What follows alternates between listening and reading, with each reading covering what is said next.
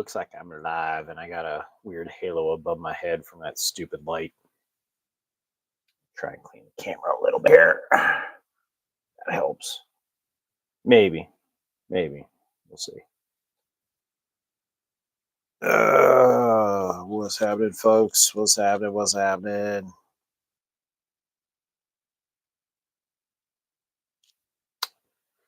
A little bit of a lag going on here.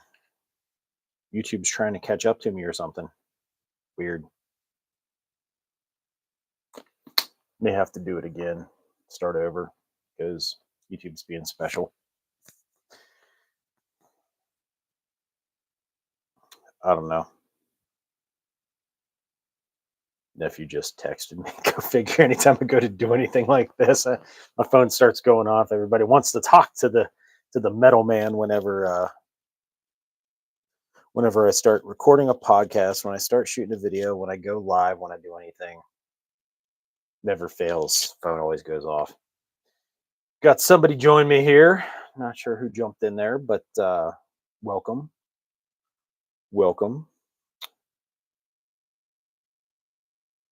It's my brother, Twin Arrows. What's happening, man? I figured I'd be doing some live here. Had to record the podcast, had to shoot a couple videos, and then I said if I got enough done, I'd jump on here and do this. Even ended up talking to my boy Easy E with Lake Bottom Lounge podcast, and got time pinned down to be able to jump on his podcast, go up to his place and visit, and I'm doing that. So enough got taken care of, so I could jump on here. I knew you'd be here, man. I always try to get on yours in the morning. I can get on when I'm late shift, when I'm working at 8 to 4:30. I can't do it when I'm 7 to 3:30 because I usually have to go in there and open the place up. But hey, Mama Bear. I always try to jump on as I can, but usually you're starting your live as I'm like getting dressed and getting out the door. Usually listening to you and talking to you as I'm brushing my teeth and getting my clothes and stuff together. So I try to hang in there as long as I can with you in the mornings. At least show up, say my good mornings, and be on my way to the salt mine. I know I do try to get on when I can. Like this morning, perfect. I was up getting the coffee and stuff, hanging out with the missus, and jumped right on. But did you guys get to the gym today?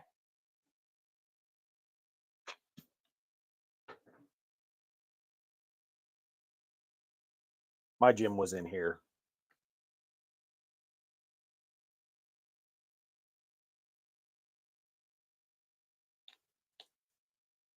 Good. Got to get them reps in. My nephew that just texted me here a minute ago, he went to there was a shooting day at their church and they had a competition. He's chest and arms, got to get him in, man. But he's trained by me, grew up as a redneck boy in the mountains here. He's also a ranger. And when he went to the church competition or the church shooting thing and they did the competition, he didn't use his Glock or his SIG that he normally uses. He borrowed an M&P 2.0 that he's never shot before, and he won the competition with a borrowed pistol. So I was pretty proud of the boy.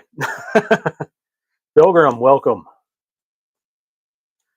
Welcome to the Tin Man session. But yeah, did a couple videos here for the channel after I recorded episode 46 of the podcast, titling that one Bolt Gun Blues. For those of you that are going to see this in a replay, covering blades, covering the designated marksman and patrol chest rig setup. Also recorded a video for that on the YouTubes here that'll be coming out here soon after my lazy butt gets to editing and doing all the dumb stuff I do. Literally my editing is cutting off the beginning where I hit the button on the remote to turn on the camera and stash that, and cutting off the end after I hit the button on the remote and it doesn't turn off. So then I have to walk like a dummy around to turn off the camera. I edit that out. Yeah, so that's my editing. I don't do any flashy fanfare. I won't.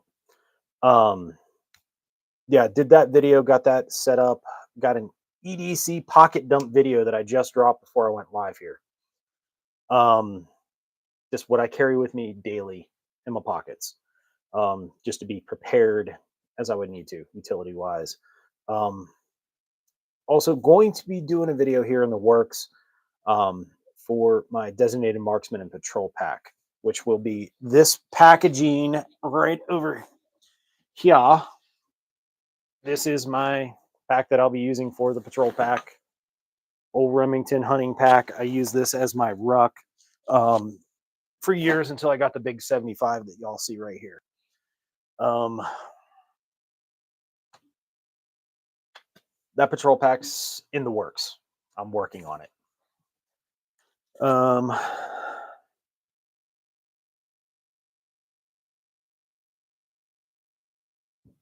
yeah, I carry the tourniquet, pressure dressing, that kind of stuff in my sling bag. Did a video on that thing. Um, I carry the tourniquet and all that stuff in there, but I have my level one on me. If I'm out in the warehouse, something happens, I have that on me too.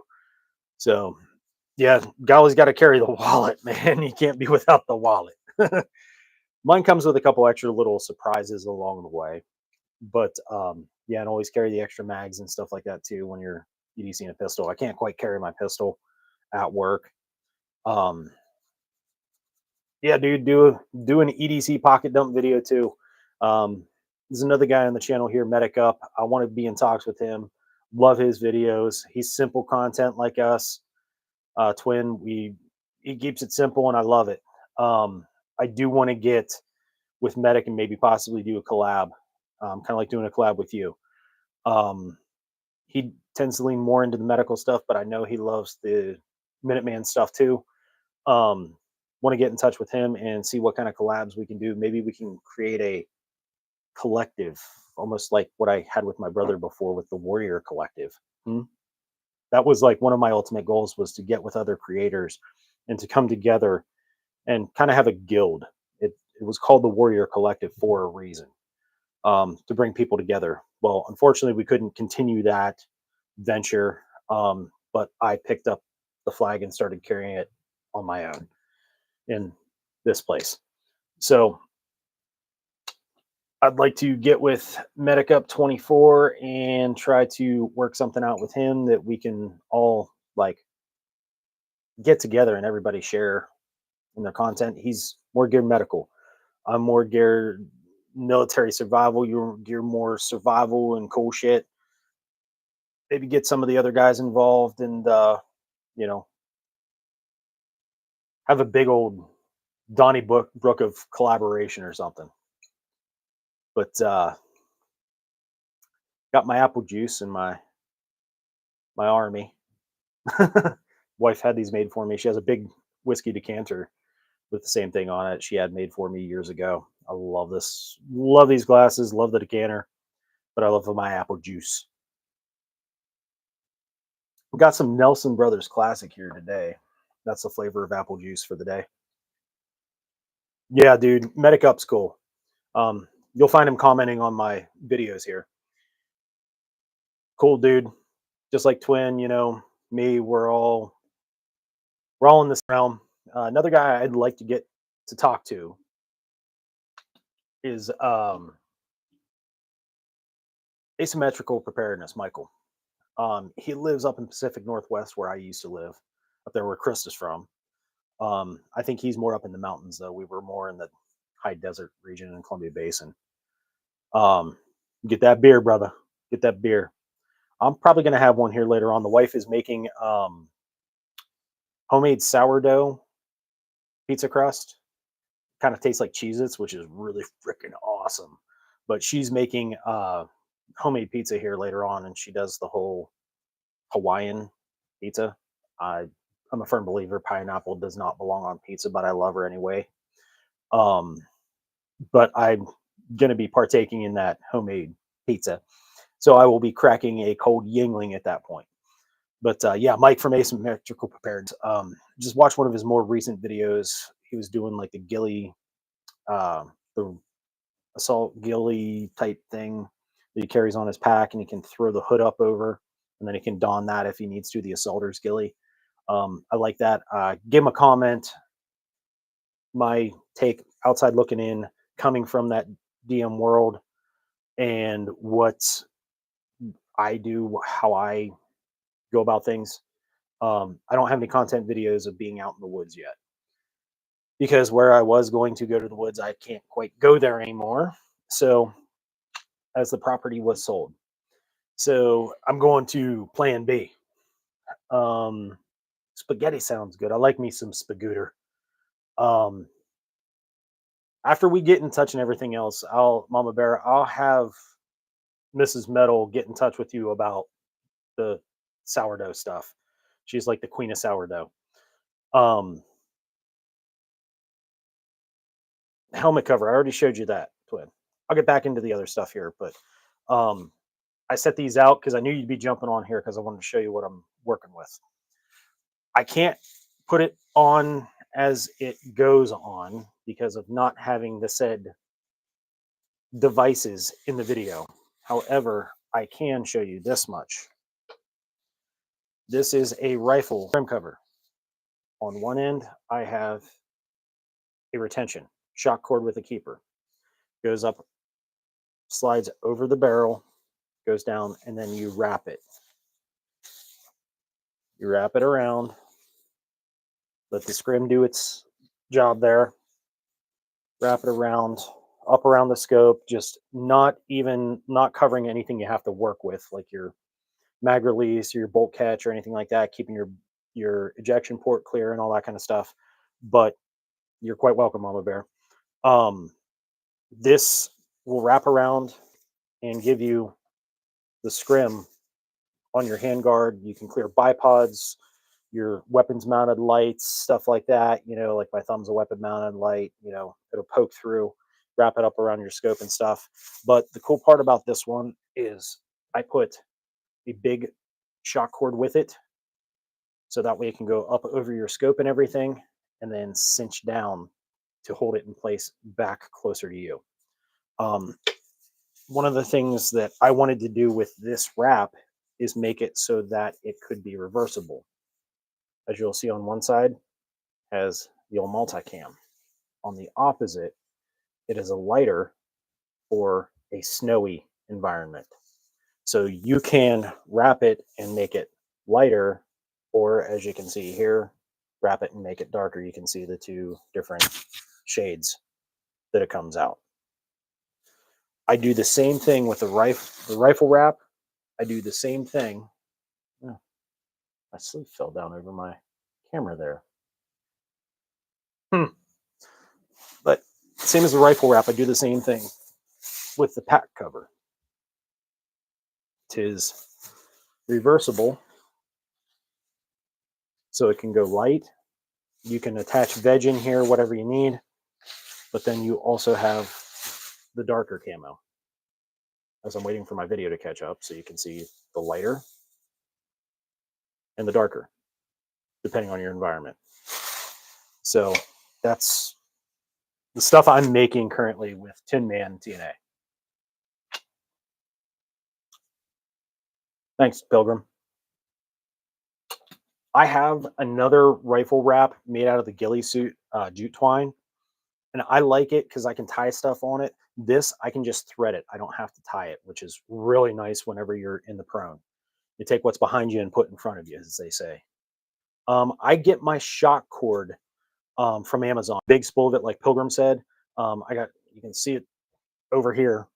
I have it on one of my cymbal stands from my drums. I just stuck it on there because I have it right there. I can just pull it off and spool it off, cut it, sear it, do as I need to. Welcome, Martin.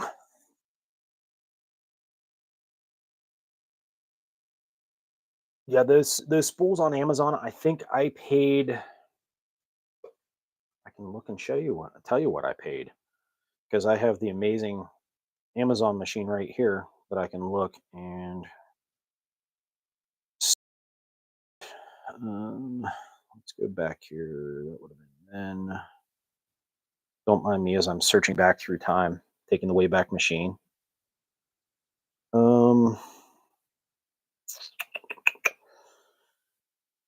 Where you at? You know what? I did not order that. My daughter got me that. So I can't tell you what I paid because my daughter bought it for me. Um, Let me look elsewhere here because I do have some in my save stuff for Tin Man. Let's go here.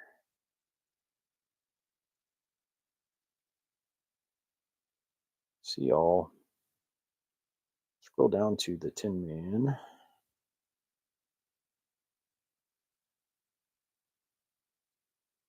Now, I use the 1/8 by 100 foot. If you're going 1/8 by 100 foot, say you're using, see, I use brown. I like using the brown. 1/8 by 50 foot is 16 bucks for a whole spool of it. They're twin.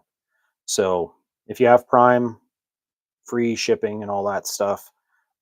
They also do have the coupons for like 5% off and stuff like that on here too. So under 20 bucks, you can 20 bucks, you can get a whole spool of 100. For 16 bucks, you can get a spool of 50. So catch up with the chat here. Extra netting. Yeah, rifle wraps are great to have.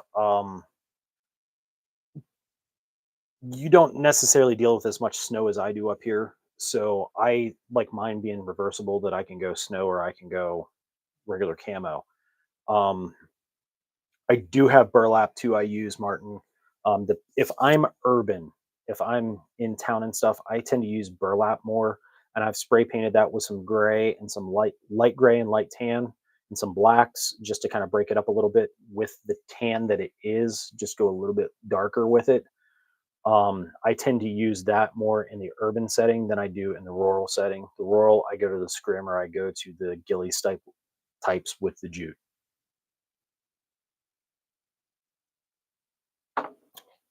Yeah, burlap's a great tool to have. Um, I I was in a funk where I did not want to paint my SIG. The one that used to sit back over here by the ammo cabinet. Notice nothing there now. Nothing back here now. I moved them off camera for this. Um, I like painting my rifles versus getting them Cerakoted. If you get one and it's green or a tan Cerakote, cool. But I fought for the longest time of painting my SIG because I liked it black. I really liked it black, but I decided to give it the Krylon touch and a ceramic clear matte over top to help protect it. And so I painted all my rifles now, and I'm digging them. Team Rattle Can all the way, Pilgrim. Um, eh, it's hard to paint the expensive rifles, absolutely, twin. Um, but the benefit versus not painting them, I'd rather paint them because you can always clean it up. Um, Martin, what I use is different. I don't use like nylons or anything. I use don't use old pantyhose. I use these. If I can get into my cabinet, I use these little things, little Ozark Trail mosquito head nets. I use them as a kill flash on my scopes. My designated marksman rifle has a 3-inch sunshade, so I don't use one on there. But on all my others, I do. I use the head netting, very similar to the pantyhose. It works great. It does kill the flash. It does give that little. If you get right up on it and you're dead on to it, close range, you can see it a little bit. Hey, Krista, was actually just talking about you here in the beginning about being in the Columbia Basin range. I went on Facebook, I found your page, and I gave you a like and a follow there. But yeah, I like using that stuff versus like the 100 concepts, how they have the honeycombs and all that kind of stuff. I have the video up here of the cover for my flashlight. I use pill bottle caps and bungee shock cord. I use zip ties and ranger bands to secure all that stuff. You're quite welcome, Krista. Um, yeah, I when it comes to these stupid bug nets, I got a bunch of them because I hate bugs. I hate we call them pecker flies. They get around and start. Normally, I'm rolling a cigar if I'm out fishing, but these things I keep them in all my kidney belt pockets so I can just pop them on real quick. But they work really good for a kill flash on your scopes. One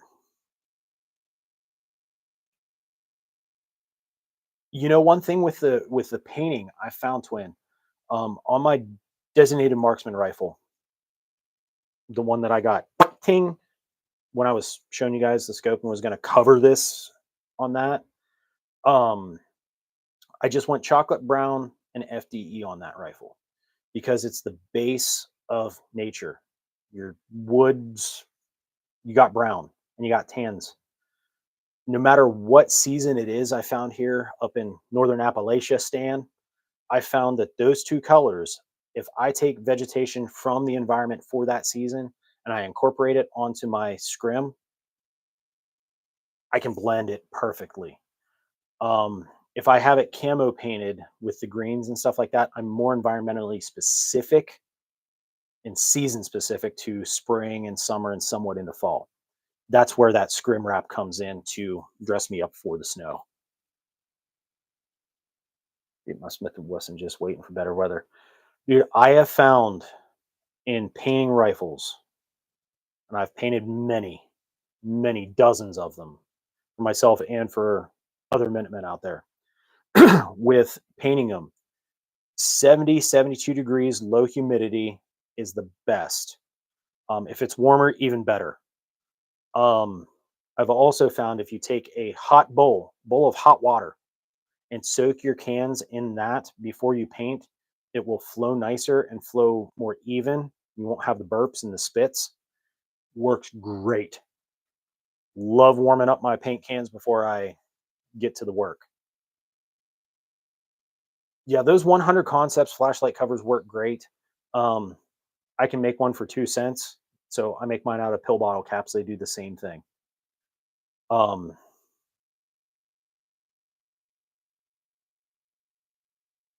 Yeah, using Gatorade tops. Yep, they work good too. Um, I even found on some of the smaller ones, like your little like water bottle caps, they work good for covering different things if you have a smaller light. Um, Spray painting them up really good. What I do before I spray paint them up is I scratch them up pretty good with some sandpaper, like a heavy grit sandpaper, just so the paint will stick to them a little bit more. Um, yeah, I learned that Pilgrim. I learned that um, rattle can trick years ago. I used to do airbrushing and all that kind of stuff. I'm a bit artistic, used to be at least. I used to draw like a son of a gun, more like the comic book style drawing. One of my former coworkers was actually on the staff at Marvel Comics, and he used to draw for the Punisher, Teenage Mutant Ninja Turtles, a few others. And he kind of took me under his wing, and I learned a lot from Elman. He was a great dude. But I used to draw all the time. Then I got into airbrushing. I used to do airbrush license plates and all kinds of stuff. Some of my stuff I have painted with the rifles and things. I've gotten into a little bit of airbrushing, some fine stuff, but not my rifles. I did those for some of my buddies. Um, I always wait till summer too to spray paint my stuff. Sometimes you got that one, like my SIG. I ended up spray painting that, and it was a little bit cooler, but I set up uh, heaters in my garage. I brought temp up, um, and then I was fine with painting the SIG. I vented the garage door so I wouldn't gas myself out. But um, yeah, the hot water trick is amazing. And I always recommend after it's done, going over it with a clear matte, uh, top coat. Um, Nothing shiny, no gloss. All my paints are always matte. If you can find, it's hard to find, but if you can find the clear ceramic matte clear coat, it is beyond worth it. My finishes I've done on my 3 working rifles have all been immaculate. I had one little hiccup. Is where a bug came and landed on it, and I took a piece of tape and I tried to just get that little buggy off there, but I left a little dip in the paint. But whatever. I use the Rust-Oleum. If I'm working with, depending on the material I'm working with, plastics, I'll lean more into the Krylon. It tends to stick better with plastics.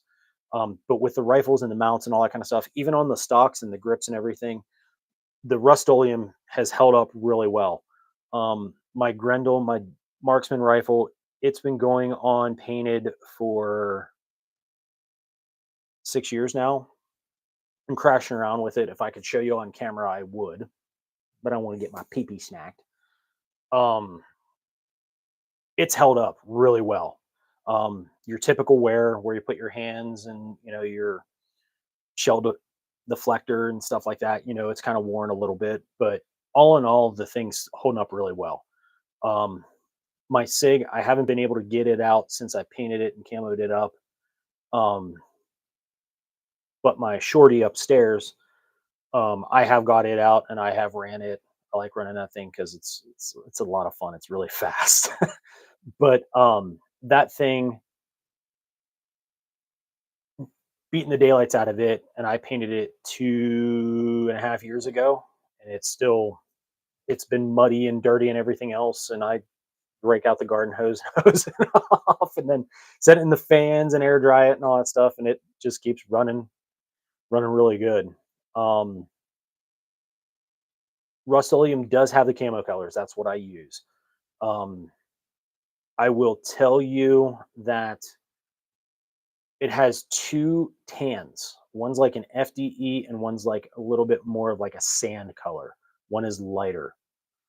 Make sure you pay attention to which one you're grabbing whenever you're going to paint. Just don't look at the cap because it's the same color. You have to pay attention to what's on the label. I made that mistake and I was able to fix it, but they work amazingly well for the rifles. They are basically, as Pilgrim said, specifically for camo.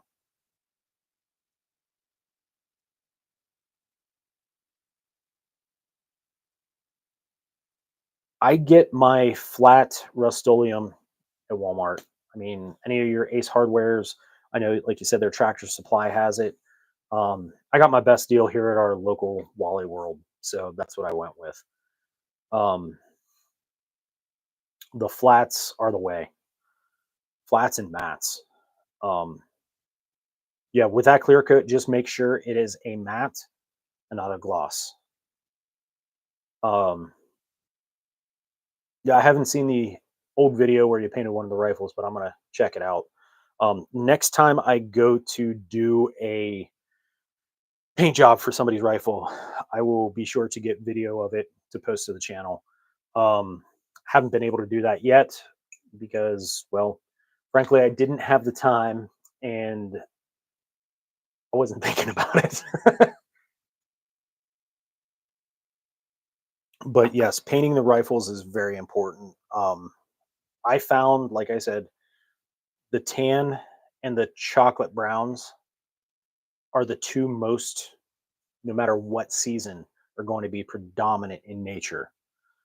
If I am having to operate with that in an urban capacity, the brown and the tan are not going to be standing out like the green would if I'm in an urban area. But it's one of those things. If I'm in an urban area, I want to be moving so fast that you don't even see the camo on my rifle.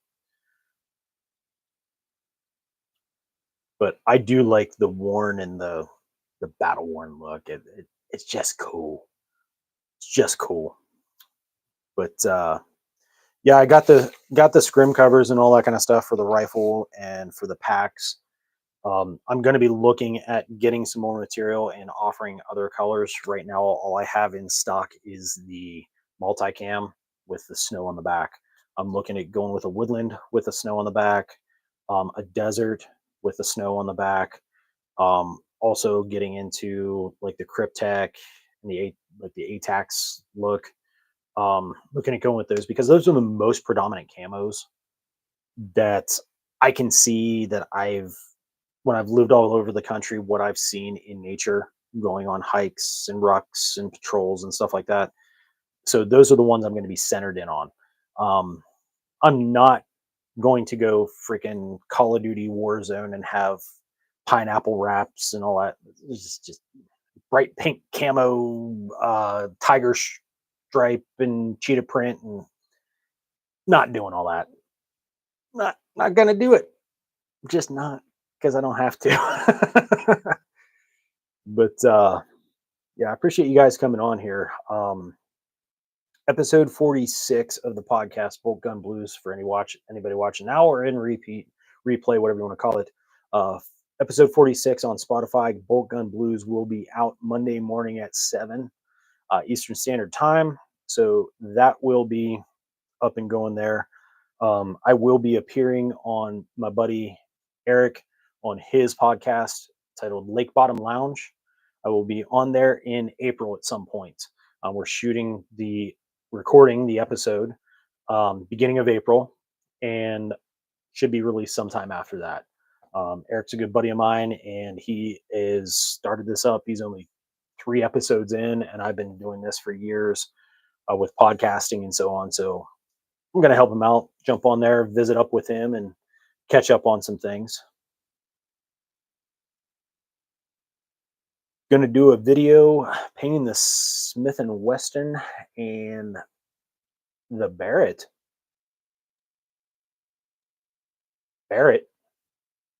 Pilgrim, you get that lunch, buddy. Go eat, get your sustenance inside you, and we'll catch you on the flip side, Pilgrim. But Barrett, you've piqued my attention. um, I'd love to get a Barrett, as I'm sure we all would. My cousin has a Savage BA Stealth, I believe it is, in 338 Lapua Mag.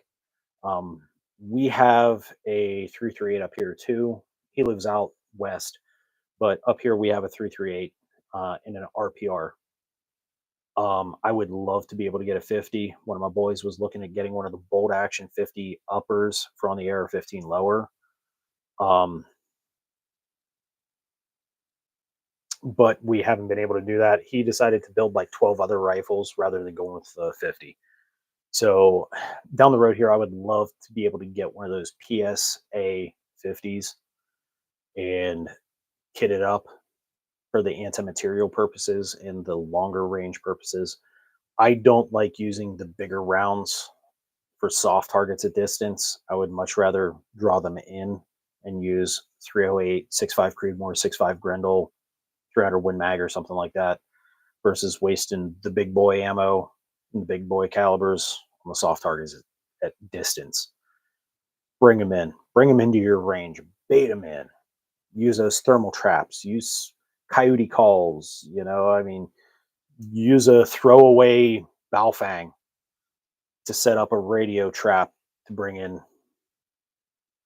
Please don't what? Please don't what? We'll pause here for a second so Tune can tell me what to not please don't.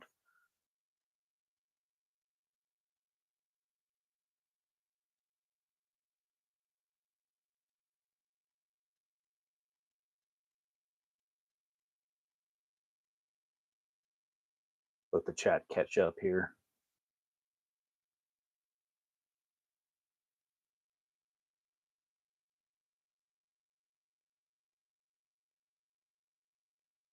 In the meantime, while I'm waiting for that, I have the room safe.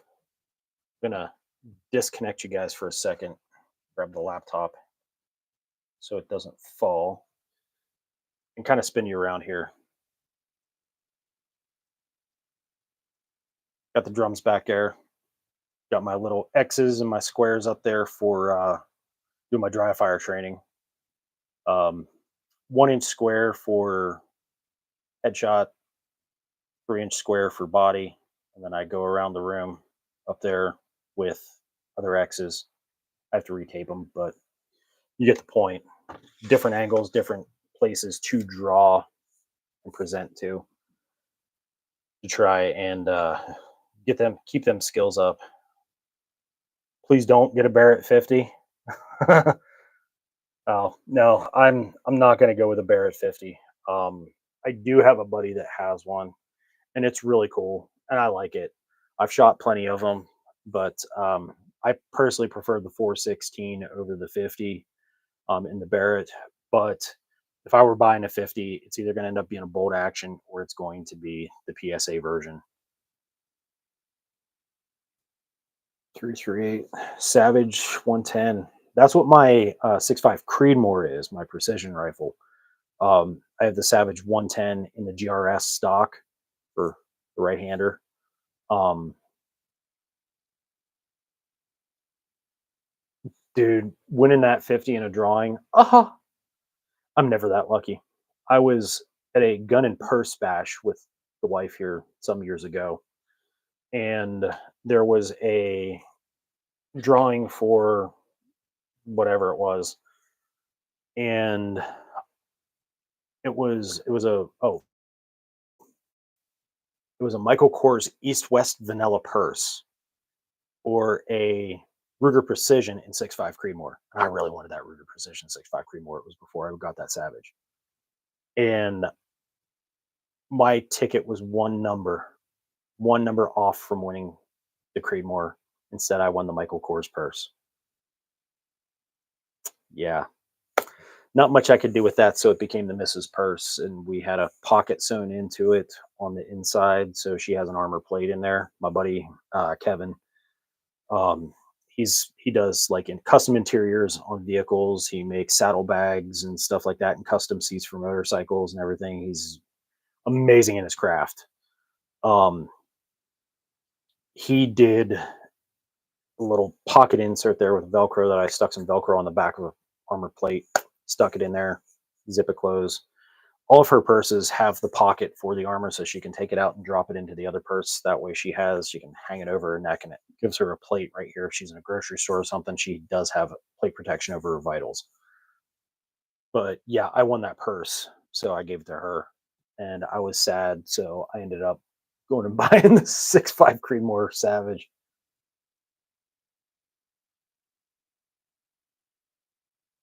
I if I can find cucumber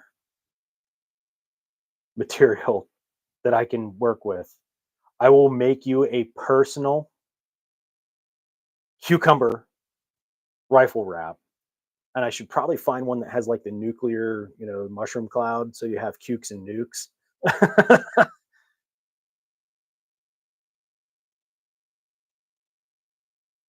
Hey, Martin, you have a good one, brother. Be safe going to town for the tobacco.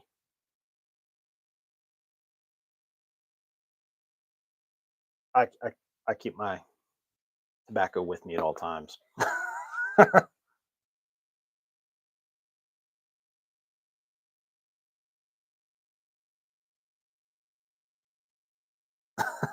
No, I definitely will not be. See you later, Martin. I will definitely not be doing weird Call of Duty crap. I'm not about that life. I when I played the game, I used to do MLG years ago, and Call of Duty was my game. I did Ghosts, and I did Modern Warfare 3, and I did Advanced Warfare. After that, I was done. Um, I don't like the online gaming for first person shooters because it's so not good. Um, it sucks. I can be aiming at this dude and empty an entire magazine into the character and nothing happens and he jumps up and runs across the room and shoots the wall over there and I'm over here and I die. So I got out of it. But they started getting into like the bright aquas and the bright pinks and the purples and all the fancy flashy glowing camo stuff and I'm like, why? This is like a militaristic shooter. You want to be like camoed up and hidden and concealed a little bit, right? No, no. These idiot kids go and they do all the fancy flashy stuff and they're just running around. I'm done with it. I quit. I actually haven't even turned on my PS4 in about 6, 8 months. I just got tired of it. I was in a top 20 MLG squad whenever we were playing Ghosts, and we did really well. In the game Mag, it was on PlayStation years ago. Mag stands for Massive Action Game. You had specific roles that you could do, jobs in the game, and I decided to go sniper. And I was the top sniper in that game worldwide, and I still might be. I can't look at the stats because they discontinued the game in the servers. But yeah, that game was awesome because you had to figure for wind, you had to figure for drop, you had to figure for all that stuff and using the different rifles. So it was really cool, but it lasted for about 3 years and then they killed the servers on it. But green lube, green lube. Got some green lube. I'll show you some green lube. The old frog lube. It's green. Use that stuff all the time. Found a Glock 29 10mm under a waterbed mattress. Hey, if you found that under a mattress, you definitely are lucky with guns, Swin. Yes, and if I can find cucumber or mushroom cloud material for a rifle wrap, I will definitely hook you up, man. That'd probably be a rather odd find. I My daughter spends a lot of time doing crafty stuff and so on, so I'm gonna see if I can have her find me some. She goes into it and finds like these weird, obscure materials and stuff. So maybe, maybe my little hurricane can find some. Got my coffee dip. Yeah, I'm a purist. I keep with the natural. I don't get into the flavored tobaccos much unless it's wintergreen, and I can't get my natural. But I started chewing the pouches because I can adjust my dose better than if I have long cut.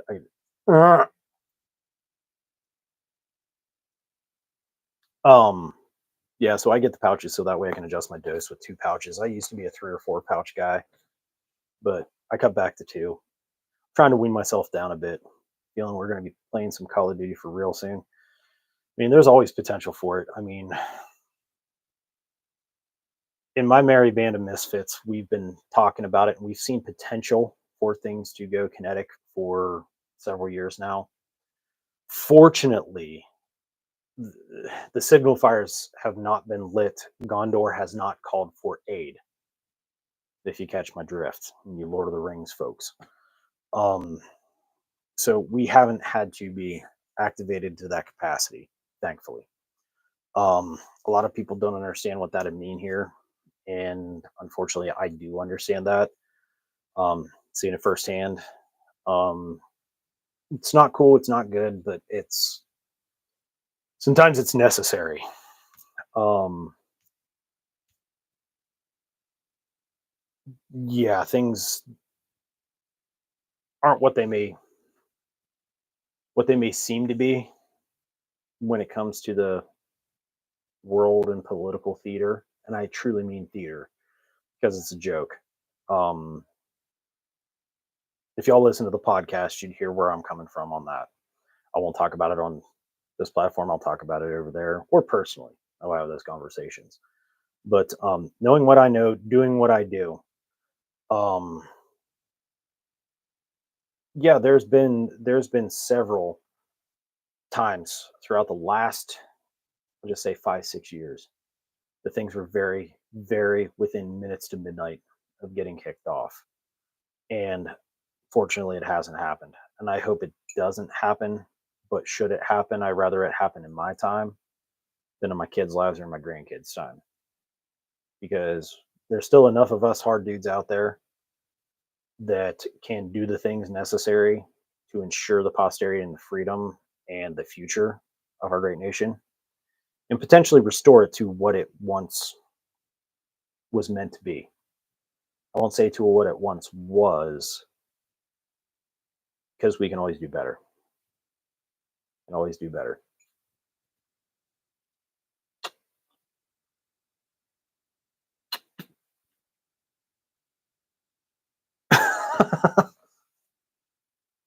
Hey man, you find something like that,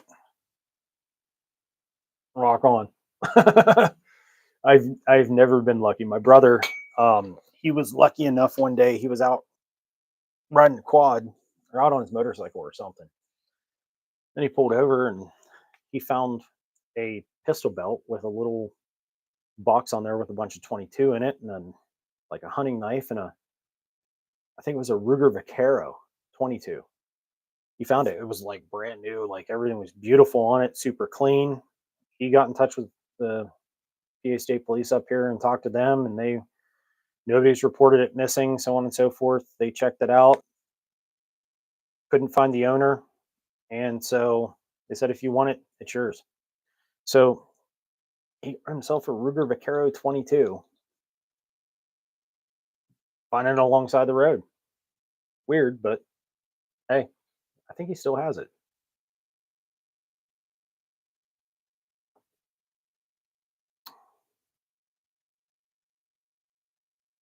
Yeah, I never get that lucky with any of that kind of stuff.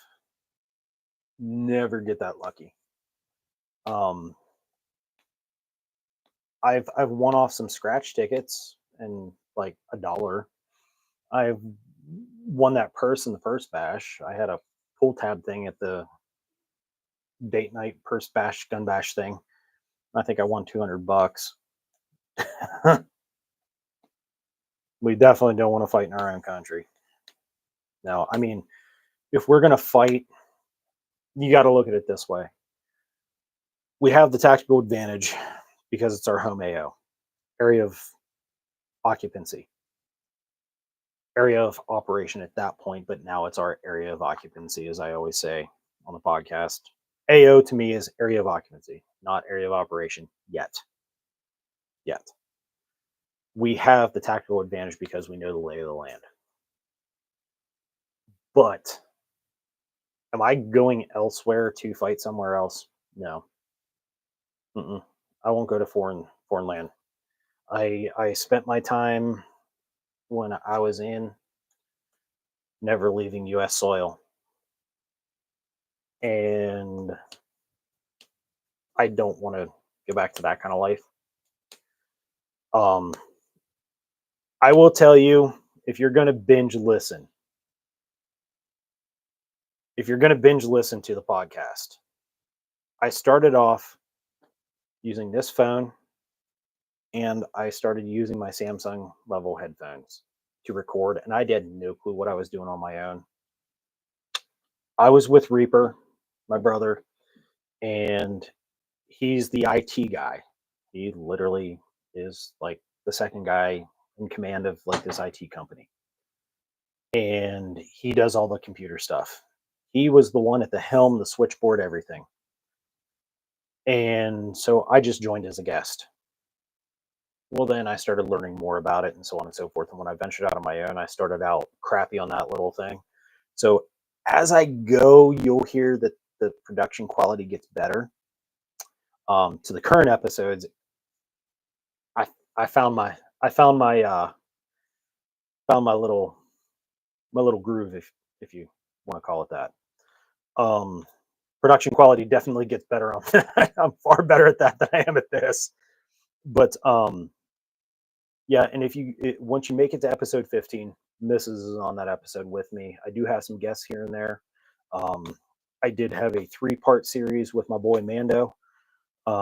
We went over a book, just cracked it right on the podcast and started going through it. Table of contents, chapter 1 to chapter whatever. Um, but yeah, as Mama Bear's on here with you, Mrs. Metal is on that with me. Um,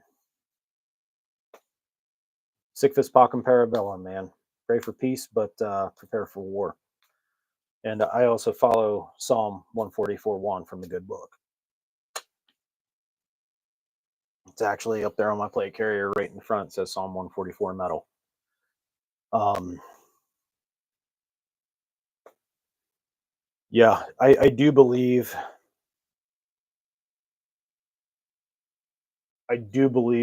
that,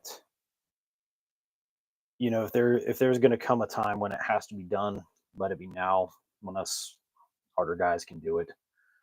Um, I have the ability, the skills, and whatnot.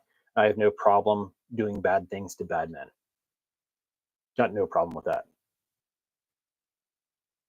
Make sure it wasn't stolen. Edit. Audiana came back clean. Said, "Have a good day." Hey, you can't ask for more than that, twin.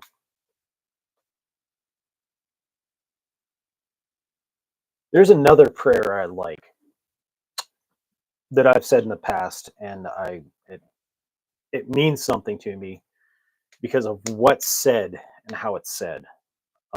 It's not biblical, but it means something to me, and it's a popular prayer. Some of you may recognize it.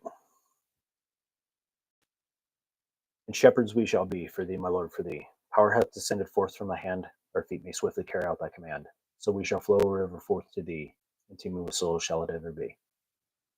Or the Boondock Saints, the McManus brothers. Holds a place in my heart um, because of life events whenever I first watched that video, that movie. I'm a huge Boondock Saints fan. I've watched the movies several 100,000 times over. I can recite the entire courtroom scene in its entirety. But looking forward to number three. Troy Duffy had the script. They were supposed to be getting together and doing the shooting for it, but I don't know whatever happened to it. But we shall see. But yeah, that the prayer of the McManus brothers is something that means something to me too. Even though it's not biblical, still holds meaning to me. Uh, Martin Psalm 144:1, man. That prepare my fingers for battle, my hands.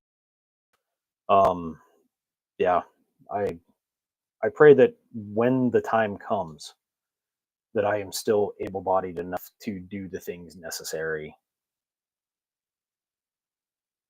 to secure the freedom in the future for those that come after me. That's why I really push into the preparedness. That's why I push into the survival. That's why I push into the Minuteman thing as deep as I do. Hey, I agree, Mama Bear. I don't win like that. I'm glad Twin has that luck, man. But one buddy I used to work with when I lived up in the PNW, when we worked at the DirecTV together, he actually owns an HVAC business, which I'm sure Kristen knows. Um, he used to work with Campbell and Company and a few others, and then he ended up buying out another outfit. And yeah, he has a very successful HVAC business out there in Columbia Basin. But he used to go and say, "Hey, I gotta head up to the ATM. You wanna ride with me?" The ATM. I thought he meant the gas station ATM up at King City Truck Stop. No, no, my boy meant the lottery machine. I don't recall off the top of my head. I'll look it up and let you know here. But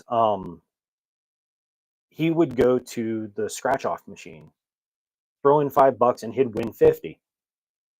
That was his. He called the ATM. I have seen that man walk up with $5 and walk away with $100. It's crazy how his luck was. He'd know which scratch off to go for in accordance to win money. It was insane.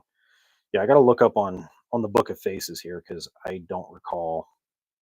I follow his stuff and everything else, but I don't even know the damn name of it.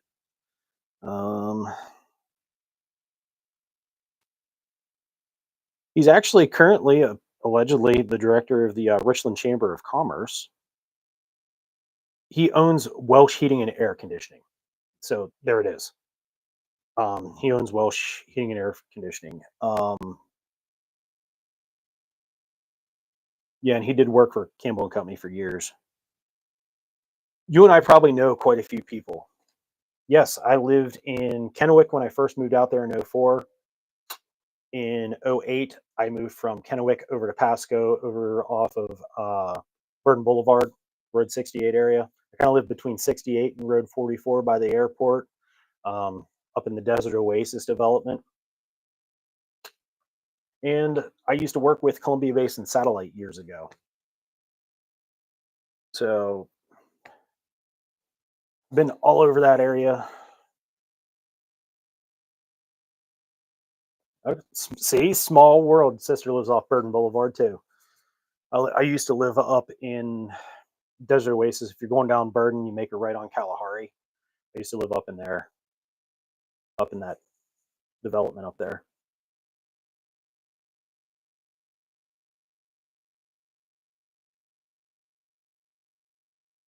Oh, twin, you don't even know, brother. For the people I love, I will do bad things. Yeah, I will put in work if I need to.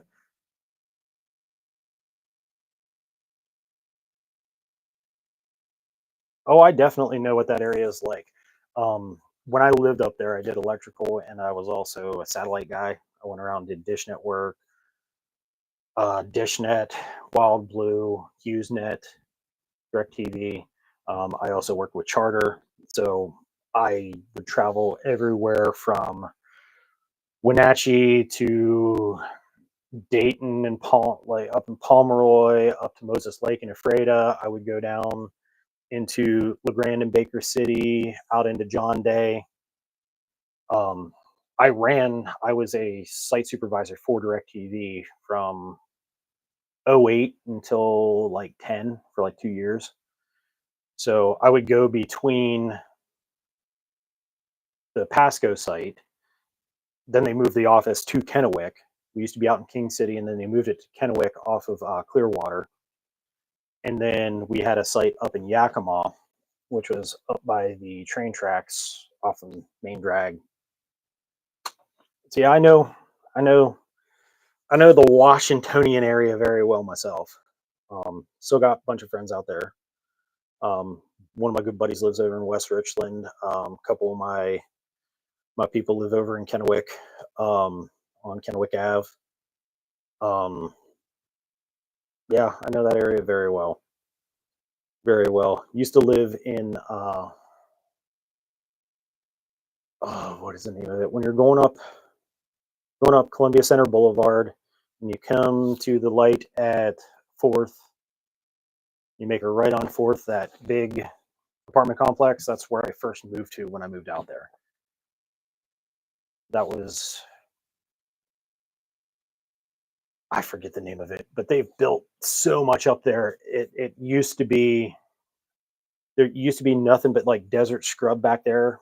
And whenever I go walk our pup, we had a Rhodesian Ridgeback Rottweiler mix, Jade, and I go out to walk her, and I used to have to like scare off coyotes and stuff. It's pretty crazy. I wasn't used to that region, so it was a check for me. Um, Columbia Center Boulevard, like as you're going, I guess it would be south on Columbia Center Boulevard. You pass by Hapo and all that, and the taco place, the Mexican restaurant was on the right, and cross over, and there's a trailer park there on the right hand side. Then you make the right on Fourth Avenue. Yeah, it would have been right on Fourth. There's that apartment complex right there. There's like the trailer park as you're driving down Fourth, heading down towards Badger Canyon. On the right hand side, there's like the old folks trailer park, and then there's the La Serena apartments. It used to be La Serena. Well, on the left hand side, there was the apartment complex, and then they built houses behind that. That's where I used to live when I first moved out there. Then I moved over to Pasco and Desert Oasis. But yeah, that's a small world, yo. Yeah, we probably do know, have some mutual friends and stuff, or mutual acquaintances rather. But yeah, I used to live out there, spent a lot of time in that area from one side of the state to the other, north and south. And I was a frequent at Tri City Americans games. I actually knew a couple of the players and hung out. When after Ole Kolzig bought the house out Badger Canyon from Russ Dean, I was Russ Dean's TV and home theater guy. When he sold it and Ole bought it, I took over, and then I became Ole's home automation and TV, or home theater and TV guy. So I used to kick it with Ole up at his place a couple times here and there. He's a cool dude. Got to meet a few NHL players while I was up there working on his stuff. It was kind of neat. But mhm, it's a very nice house. He has a bowling alley in the basement, and he has his own like winery type setup down in the basement. Pretty freaking spectacular. Um, yeah, had some interesting times when I first set up the DirecTV there for him after Russ had moved out. Um, I don't know any ferals out there. Um, when I first did the DirecTV conversion, because Russ had Dish Network, Oli had DirecTV. When I switched him over to DirecTV, I had an apprentice with me training, and the guys from was it the Sound Place right there on Columbia Center Boulevard next to Circle K. Um, anyway, Sight and Sound or something like that on the right hand side right there. Um, they did the home automation system. Well, they were setting up XM antennas and Wi-Fi and all this and all that stuff. Um, they had a boom lift there to be able to get up to the roof because, as you know, that's a pretty tall house. Where he had the dish mounted, where the wiring came out. So I had to convert it over from Dish Network to DirecTV. When I did that, I had to use boom lift or get a 40-foot ladder. And I'm like, I don't like heights anymore. So I was like, I'll use the boom lift.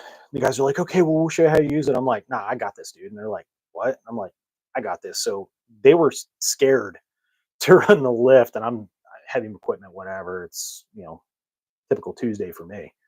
So I jump in the boom lift, and my apprentice is like, dude, you can't. I'm like, I got it. Drove it in, took it in, loaded up all the stuff. I said, you coming? He's like, seriously? I was like, yeah, dude, it's like a 3-person lift. We can go up and I can show you how to mount. Awesome. So I took him up, and like Oli came out and he's standing there with a beer watching me, and he's like, damn, you're good with that thing. Like, thanks. Been running them for years. But yeah, it was cool because I got to use a boom lift at Oli's house and stuff. And then we came cool, and I was able to stop out and see him a few more times and do some stuff before I moved. But yeah, it was a good time. Um, Quicksilver, that's it. Thank you, because they always had at the Tri City American Games. They always have the Quicksilver audio player of the night. But yeah, spent a lot of time out there in the basin. I used to go out to Rattlesnake and do a lot of shooting. Um, One of my good friends out there, his dad was on a police force out for Hanford and their SWAT team and stuff, and he's got a lot of cool gear. Back whenever my ex made me get rid of my cool gear, so we used to get kitted up and go out in the desert and shoot out in Badger and out Rattlesnake and stuff. I've hit the gongs up on the desert scrub mountain there with my 9130 Mosin. So yeah, some cool times. Some cool times. Got a lot of friends still out there. They've been threatening to come visit, and I threatened to go out there over the years, but life one way or another. After losing my mom in 18, losing my dad in 23, buying our house, getting married, and all that kind of stuff. Life kind of takes precedence over travel. And as much as I love flying, I don't necessarily want to fly with the current state of things. As y'all see, the planes flying, falling out of the sky and stuff all the time. So, but anyway, thank you guys for jumping on here with me and shooting the breeze. Got videos coming out here. Just dropped the pocket dump video. Gonna have the DM and Patrol chest rig coming out, as well as the DM and Patrol pack coming out.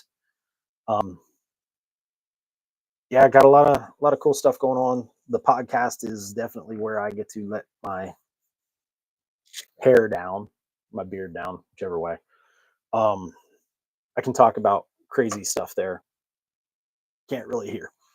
Um, but anyway, gonna end this up here just over an hour. You guys get back to your day, spend the time with your family. It's the weekend. Have one on me. Here's to you, silly Sallies. You guys have a great weekend. Stay safe, stay blessed, keep your mind in the game, keep focused on what's most important.